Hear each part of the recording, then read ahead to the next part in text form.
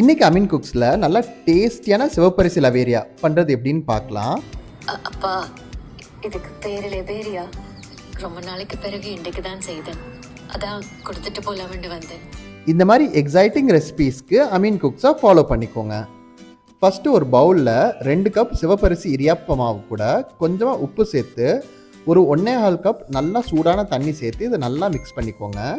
இப்போ இது கூட கொஞ்சம் நெய் சேர்த்து இதை நல்லா சாஃப்டான இடியாப்ப மாவாக நம்ம பிணைஞ்சு வச்சுட்டு இதை கொஞ்சம் ரெஸ்ட் ஆக விட்டுடலாம். இப்போ ஒரு பேனில் நெய் சேர்த்து இது கூட முந்திரி பருப்பு, துருவன தேங்காய் ரெண்டையும் சேர்த்து கொஞ்சம் நல்லா ரோஸ்ட் பண்ணிக்கோங்க. இது கொஞ்சம் ரோஸ்ட் ஆகி வந்ததுக்கப்புறமா இதில் வெல்லம் சேர்த்து இதை நல்லா மிக்ஸ் பண்ணிவிட்டு இது ஒரு பூர்ண கன்சிஸ்டன்சிக்கு வந்ததுக்கப்புறம் இதையும் நம்ம தனியாக எடுத்து வச்சுக்கலாம்.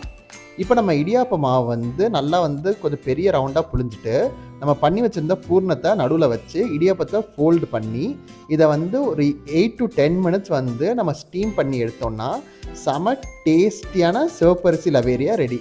இதில் நீங்கள் சிவப்பரிசி மாவுக்கு பதிலாக நார்மல் இடியாப்ப மாவும் சேர்த்துவும் செய்யலாம். அதுவுமே டேஸ்ட் ரொம்ப நல்லாயிருக்கும். இதோட ஃபுல் ரெசிபி டிஸ்கிரிப்ஷனில் கொடுத்துருக்கேன். இன்னொரு ரெசிபியில் பார்க்கலாமா?